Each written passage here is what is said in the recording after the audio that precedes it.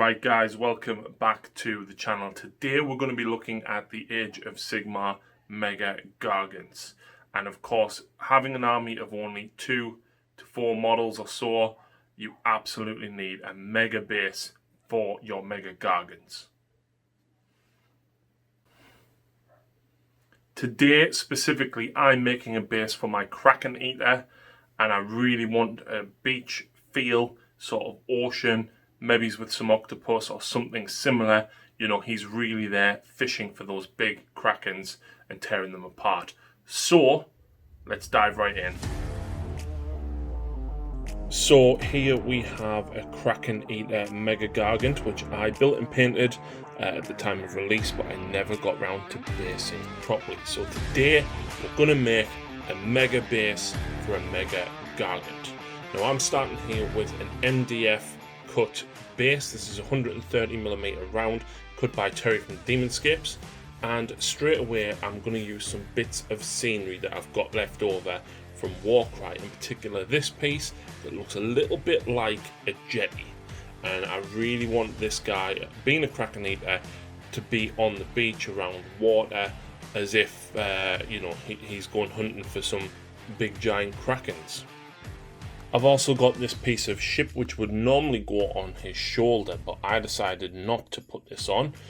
So I'm going to try and work this in so it looks as though it's a bit of a shipwreck. So here I have a 10mm cork placemat which I picked up in Wilkinson's, and I'm just going to roughly place it and work out where I can put the jetty on here. Once I've worked out roughly where the jetty is going to go and where I want the sand embankment, I use a pen to mark the cork.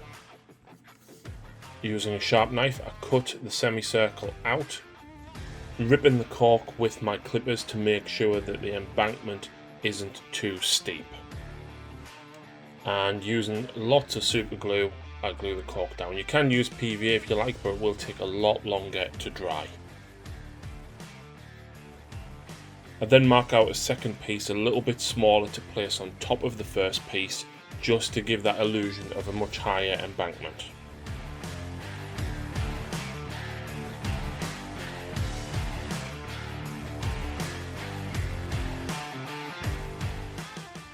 I place the jetty roughly where I want it and use the Gargant as a test piece to work out where it needs to go.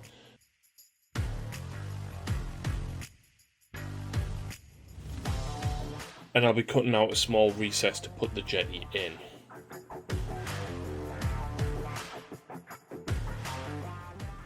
I position the jetty to make sure that it fits and cut the recesses out using a knife.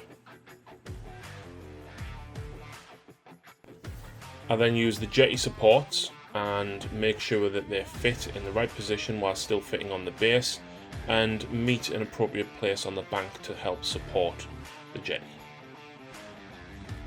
I then create some smaller embankments using this cork sheeting, which you can rip into various shapes, and glue this down just so that the surfaces aren't entirely flat.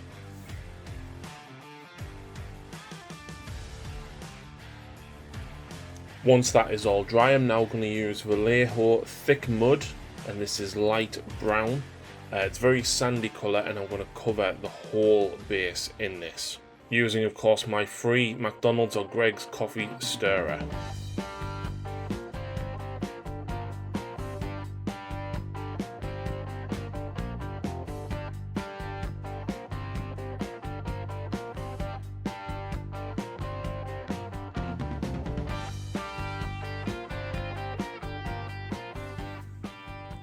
As you can see, I've left a small gap where the jetty would have gone in.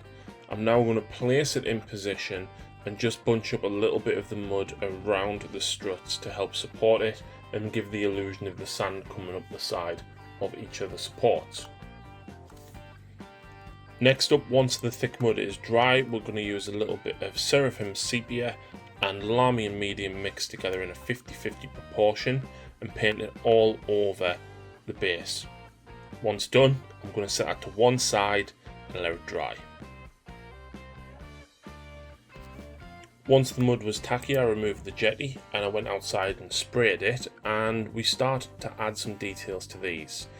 All of the wood on the jetty and the little ship piece is going to be painted using Dryad bark.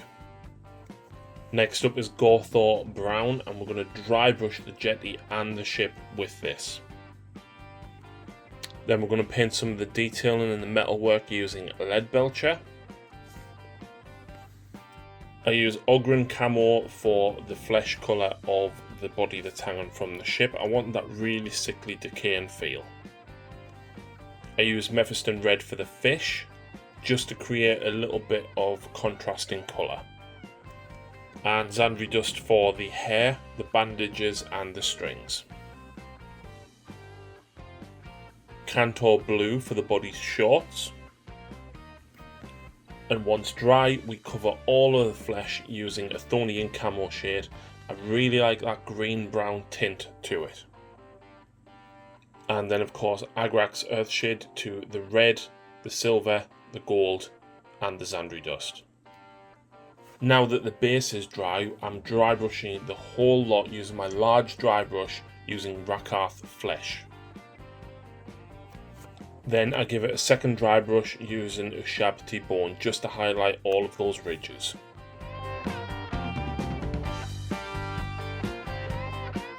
Now that the sand is painted, we're going to start painting some of the ocean, and we're going to start using grey blue in the airbrush, and we're going to start with the deepest parts of the base. The second layer is Intermediate Blue by Vallejo Game Air, and we're going to start working up the embankment, just the lowest parts that haven't been painted yet, and working around the sandbars.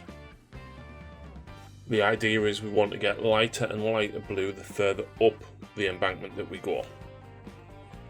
Next up is Vallejo Blue Green. I don't have the air version of this, so I had to thin this down a little bit, but again the same principle. We're just going to take that previous colour and start blending upwards.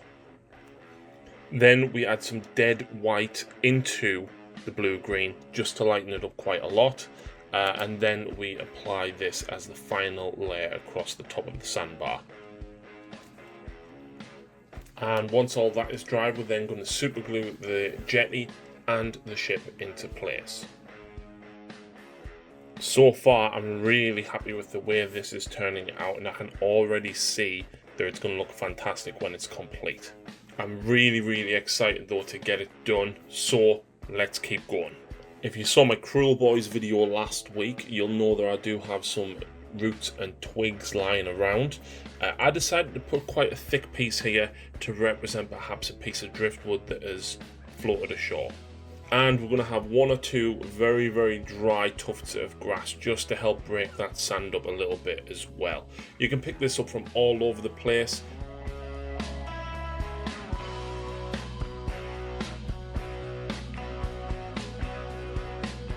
Now, what beach scene would not be complete without a mini kraken of its own? This little octopus I ran off on the 3D printer, and I decided to paint this up using some really cool flip paint from Green Stuff World. Now this paint needs 5, 6, 7 layers on top of a gloss black base coat. You can see here it is taking several passes letting it dry between each coat. You'll notice that the paint appears pink on the tissue, but it actually appears green or yellow almost in places on the octopus. Keep building that paint layer up, and eventually you'll be able to really see the flip where you hold it in the light.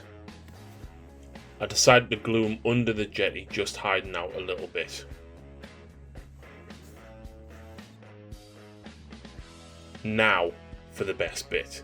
So I've got here a sheet of black plastic card. It can be any colour plastic card you want, but I like using this as a base. I've also cut a strip of plastic card about 1 inch high that can wrap around the majority of the base where I'm going to be pouring the resin. And I actually use a hot glue gun to glue it to the side of the base initially, wrap it round, and as you can see here, I'll be putting hot glue all the way around the edges just to keep that seal flush with the plastic card on the bottom.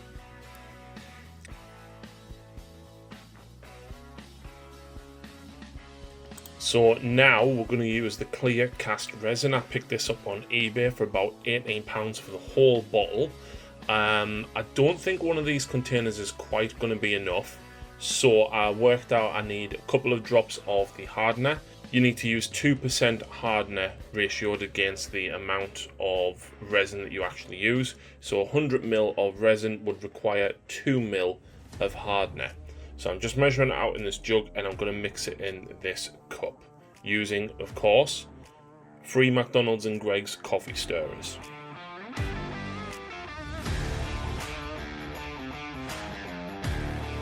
Now for the moment of truth. I've poured the resin back into my little jug and I'm slowly going to pour the whole resin into the barriered base. I'm doing this very slowly. I want the resin time to thin out, spread out and be level as it goes in. I don't want too much on one side or the other, which is why I'm pouring it very slowly. You can see here it's creeping towards the embankment and I just ease off a little bit to pour a tiny bit at the top. Moving around as I need to, of course, to fill out gaps where it is needed. I want it just at that level where it covers the white band that we sprayed onto the base. Once it is poured, I then leave it overnight. Remember guys, if you like the video, please hit that subscribe button, and if you press the bell icon, you'll never miss an upload. So now that we've come back, we are going to start peeling the plastic from the edge of the base. Now, unfortunately, I did peel a little bit of the textured mud away here, so I will be patching this in a few moments. But just peeling it away, very carefully, but with a little bit of firmness, of course, you can see how beautiful this is going to look.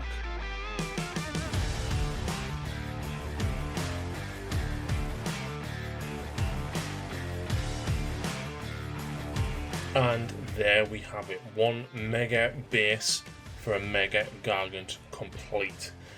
I really like the way this base has turned out, apart from one part of it, which is the white foam that you see around the edges. This was made using some dead white paint along with some Winsor & Newton gloss medium.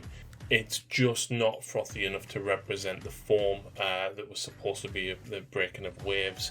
I'm not happy with this. It is something I'm going to go back and revisit, but the rest of the base, I am absolutely over the moon with it. And it's really inspired me to go and do something big and different with the other Mega Gargant bases. So if you have enjoyed this, guys, please hit that subscribe button. Make sure you give the video a thumbs up, and if you are able to do so, please support us on Patreon or by becoming a YouTube member to get early access. Until next time, thank you very much for watching.